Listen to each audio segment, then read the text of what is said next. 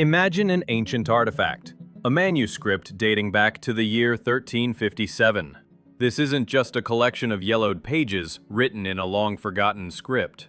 It is a key, capable of unlocking a door to a world we've been told never existed. The work is titled The Travels of Sir John Mandeville, and it is the detailed travel journal of a Christian knight who undertook a journey unthinkable for his time, spanning nearly all the known and unknown lands of the earth. At first glance, it might seem like just another medieval text, full of fiction and superstition. But upon deeper inspection, it becomes clear. This is something else entirely. This is not a collection of fables or religious allegories. Sir John describes, with the meticulous detail of a chronicler, the countries, the peoples, their customs, laws, and political structures. He provides distances and days of travel, describes the flora and fauna, and tells of trade routes and ruling dynasties. The text is not written as a fantasy, but as a detailed report, an eyewitness account from a man who saw everything with his own eyes. And it is this precision that gives rise to the central mystery. The world that emerges from these pages is radically different from the version of history we learn in school. Mandeville's geography includes lands that are not on any modern map. His political map of the world is populated by empires and kingdoms that are absent from official chronicles. He describes realities that modern science relegates to the realm of myth, but he does so with the confidence of a man for whom these myths were daily life. An unavoidable conflict arises. Either the noble knight was the greatest fraud of his time, or the history we accept as truth is merely a redacted version from which entire chapters were deliberately removed. This manuscript is not just a literary monument, it is a challenge. It is a piece of evidence pointing to the existence of an entire civilization, powerful and vast, which for some reason was completely erased from the pages of history, expunged from the collective memory of humanity. The information contained in this text has the power to shake the very foundations of our understanding of the past. These are not just amazing facts about distant lands, but direct proof that the truth about the real structure of the world and the powers that once ruled it has been hidden from us. Are you ready to see the world through the eyes of a 14th century man and discover what has been so carefully hidden from us? The journey through the pages of this book begins with descriptions of wonders and monsters that may seem like a flight of fancy, but the further we go, the clearer it becomes. This is merely the backdrop for a drama about a forgotten reality. As we delve into this lost world, we first encounter phenomena that the modern mind refuses to accept as real. At the foot of a certain mountain called Palumbe, as Sir John describes, a spring flowed from the earth that could only be described as a miracle. This was not just a well of fresh water. It was fragrant, exuding the sense of every known spice, and its aroma and taste changed every hour, as if it were a living thing. But that was not its main property. According to the manuscript, anyone who drank from the spring 3 times would be cured of all their ailments. The chronicler explicitly calls it the Well of Youth, describing it not as a legend, but as a real geographical feature known to locals and travelers. The very existence of such a place suggests that the nature of that world held powers that our civilization has either lost or never managed to discover. But the healing waters were just one of the wonders of that forgotten era. The air and land were inhabited by creatures whose existence we now relegate to the level of fairy tales. In one country, the knight claims, there were more griffins than in any other. He speaks of them not as mythical beasts, but as a real and very dangerous species. Sir John confirms their classic description: the upper body of an eagle, the lower body of a lion. However, he adds astonishing details, based, he claims, on real observations. One griffin, he writes, had the strength of 8 lions and 100 of our modern-day eagles. These creatures were so powerful they could easily carry off a full-grown horse to its nest, or even 2 oxen yoked together. Their physical attributes were no less impressive. The talons on their feet were the size of the horns of great oxen, and people, the traveler claims, fashioned these talons into drinking cups. And from their thigh bones and strong feathers they created powerful bows, prized for their lethal force. This is not the description of a monster from a bestiary. It is the description of a valuable and dangerous resource that humanity of that time had to coexist with. If the animal world was so strikingly different, it is not surprising that the branches of humanity itself took forms that would seem monstrous to us today. In one desert region, the knight describes an encounter with wild men whose appearance inspired a primal terror. They had horns and could not speak, but only made sounds like the grunting of pigs. But even these creatures paled in comparison to the inhabitants of a distant island. There, according to the manuscript, lived giants. Their height reached 30 feet, which is nearly 10 meters. Sir John describes them as primitive beings, wearing no clothes except for the animal skins they draped over themselves. Their diet consisted of raw flesh and milk, which they got from their numerous livestock. This island was a forbidden territory, inspiring superstitious fear in all sailors. If the giants spotted a ship from the shore, they would enter the sea without hesitation to seize it and drag it down or onto their land. Moreover, the traveler was told that even more colossal giants lived in the interior of those lands, 45 or even 50 feet tall, up to 15 meters. However, here the author makes a disclaimer that adds to his credibility. He did not see them himself, as he had no desire to travel to those parts, from which, it was said, no one ever returned alive. The Fountain of Youth, real-life griffins, horned men, and islands of man-eating giants.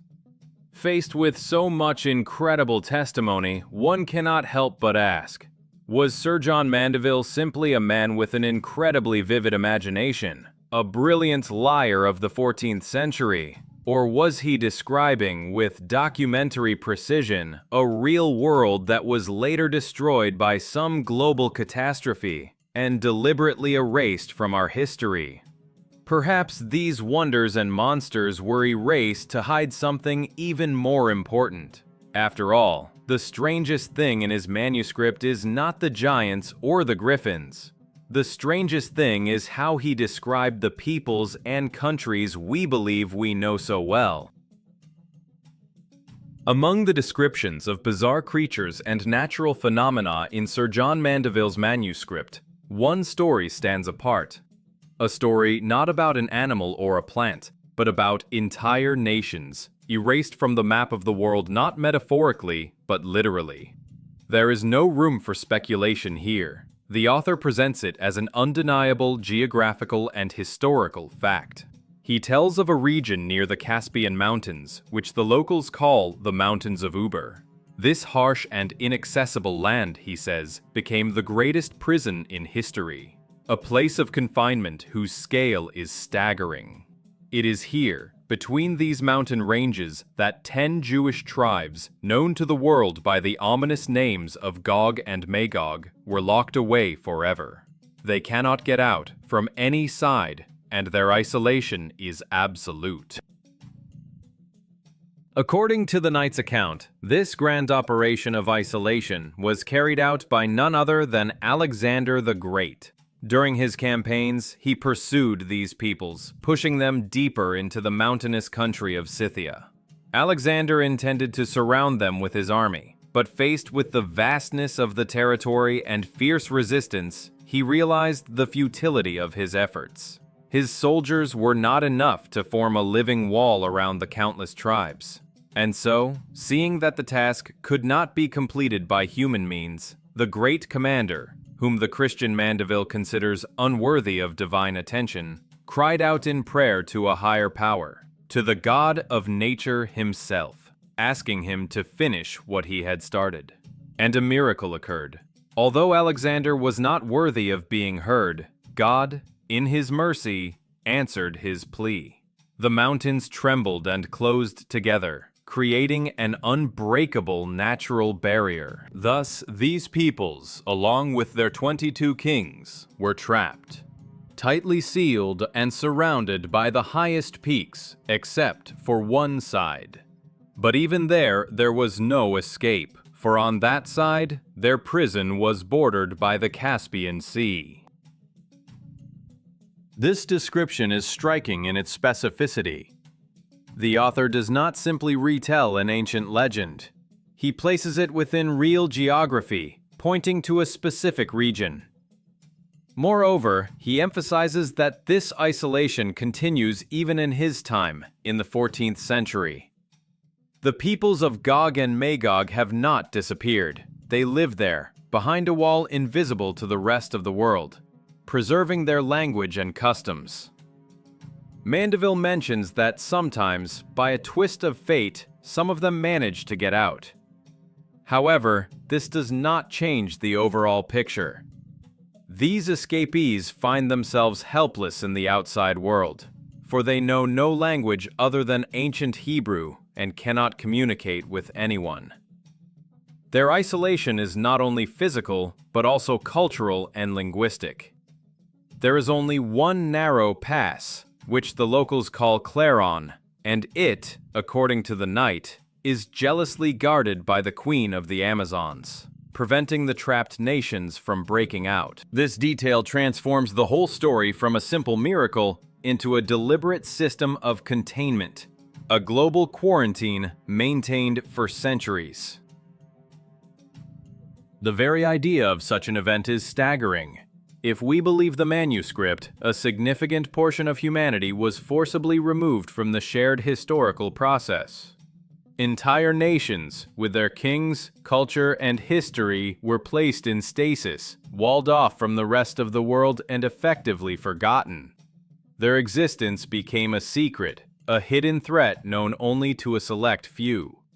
This implies the existence of a global conspiracy of silence, as hiding the existence of an entire civilization would require a colossal effort.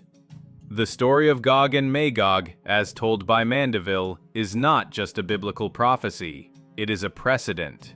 It is proof that you can take entire nations and simply switch them off from history, locking them behind physical barriers. But if entire nations could be locked away and erased from history with mountains and seas, what was to stop the same from being done to an entire empire? What if, for that, you didn't even need mountains, but only the will of the victors, who rewrote all the maps and chronicles? And this is exactly what Sir John writes about next.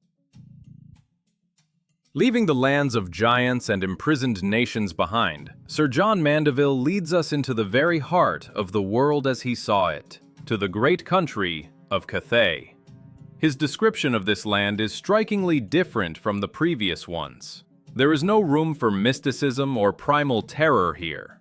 Instead, he paints a picture of a highly developed, wealthy, and noble civilization thriving on trade. Cathay, he says, is a magnet for merchants from all over the world who flock there every year for precious spices, silks, and all kinds of goods. It is the center of the 14th century world economy, pulsating with life and abundance. This country has many beautiful cities, but one of them, Sugarmago, the author calls the best in the world for the quantity and quality of silk and other goods that pass through its markets. But even this city pales in comparison to the capital where the ruler resides. It is here, in the description of this ruler, that the narrative reaches its climax. Mandeville introduces us to the Great Khan of Cathay, a figure of truly planetary scale. In his account, the Khan is not just one of many kings, but the most powerful and mighty ruler on all the earth. The only one who could even remotely compare with him in influence was a certain ruler from India, but even he was inferior to the Khan of Cathay in wealth and power. To grasp the scale of his majesty, One only needs to look at the description of his residence. The Khan lives in the largest and most beautiful palace imaginable. The walls of this palace complex are more than 2 leagues in circumference, a colossal distance, comparable to the perimeter of a large medieval city. Inside this complex, luxury reaches unimaginable limits. Mandeville mentions that the floors in some halls are poured from solid gold. The emperor is surrounded by countless servants. He has a huge harem and an innumerable number of children and grandchildren, emphasizing his status as a patriarch and the progenitor of an entire dynasty. The economy of this empire was also unique. While gold and silver were valued in Europe, the state of the Great Khan used a completely different kind of money. It was a sort of currency made of leather. When this money wore out from long use, it could be brought to the state treasury and exchanged for new ones. Precious metals, gold and silver, were not used as currency. They were collected from all over the country and sent to the Great Khan's treasury, who used them not for transactions, but as building and decorative material. From them, the author writes, he cast entire columns and decorated his already magnificent palace. This description points to a centralized and completely self-sufficient economic system, independent of the standards of the rest of the world. But the most astonishing part of this manuscript is the author's personal testimony. Sir John Mandeville does not simply retell rumors or legends heard from other travelers. He states, directly and unequivocally, "Know that my companions and I, with our servants, served this emperor and were his soldiers for 15 months against the king of Mansi, with whom he was at war." This single sentence changes everything. It transforms the author from a third-party observer into a direct participant in the events, a witness whose words carry the weight of documentary evidence. He saw this magnificence with his own eyes. He was part of this system. He obeyed the orders of this emperor. He is describing not a fairy tale kingdom, but a real state, in whose army he served for more than a year. And it is this fact that gives rise to the main, most disturbing question. Here is what is strange. If an empire of such power existed in the mid-14th century, with a ruler who surpassed all European monarchs combined, with a unique economy and a gigantic, gold-adorned palace, why is there not a single mention of it in official world history? Why don't we study the deeds of the Great Khan of Cathay in schools, as we study the campaigns of Alexander or the reign of Caesar? Where did this greatest empire on earth disappear to, leaving behind no ruins, no chronicles, not even a clear trace in the memory of mankind? The answer is simple and shockingly bold. Because Cathay is not what you think it is. The key to solving this staggering historical silence, to the mystery of the vanished empire, lies in a single yet fundamental mistake we make when reading medieval texts through the lens of modern geography. We are accustomed to equating the mysterious word Cathay with the country we now call China. This association is so deeply ingrained in our consciousness that it seems to be an axiom, requiring no proof. However, the manuscript of Sir John Mandeville not only challenges this axiom, it shatters it to pieces, providing clear and unambiguous geographical directions that completely change the picture of the world. The greatest revelation begins now. Cathay is not China, and it never was. The author, with the meticulousness of a cartographer, describes the layout of the lands. He explicitly states that to the east of the country of Cathay lies another country, which he calls Qin, or China. In his narrative, they are two completely different, neighboring, but separate states. But where then is Cathay itself? The answer to this question turns everything upside down. According to the manuscript, Cathay is not an independent empire, but rather the central, wealthiest, and most famous province, or perhaps even the capital city, within a much larger and more powerful state. The name of this great northern empire is Tartary. Sir John writes this without any ambiguity. The great city of Cathay is located in Tartary. He also mentions that near the old capital, the inhabitants of Tartary built a new city called Khaden. Thus, the inhabitants, builders, and masters of this land are the Tartars, and their ruler, the Great Khan, has his residence in the palace of Cathay. What unfolds before us is a picture of the greatest historical falsification, brilliant in its simplicity and monstrous in its consequences. It seems that, in the past, there existed a vast, incredibly powerful, and wealthy empire known to the world as Great Tartary. It occupied colossal territories in Asia and perhaps beyond.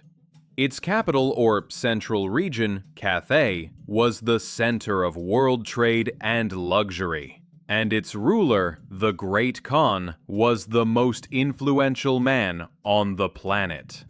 This empire was a serious geopolitical rival to the emerging European powers. At some point, as a result of a global war or catastrophe which we will discuss later, this empire was crushed and destroyed. But simply defeating it was not enough.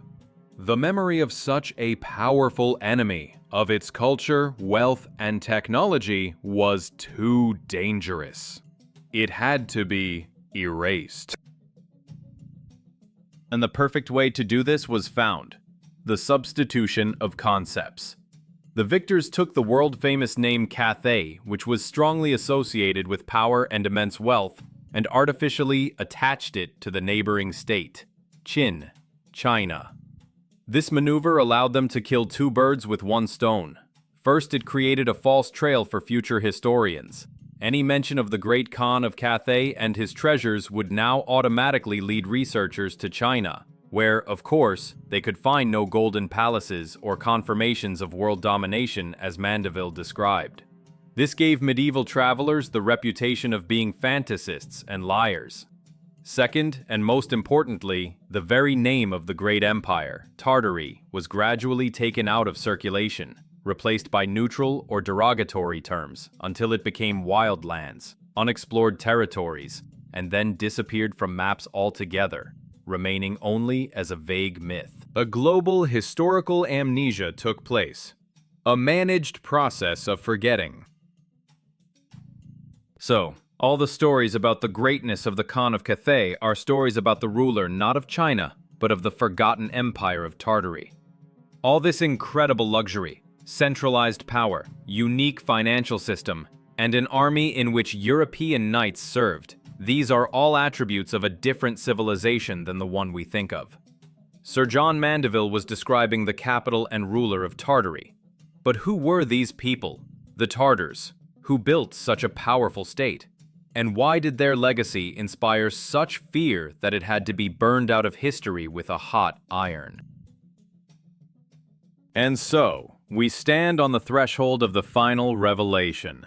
A picture of the world unfolds before us, in which a mighty, rich, and highly developed empire, Great Tartary, existed with its brilliant center in Cathay.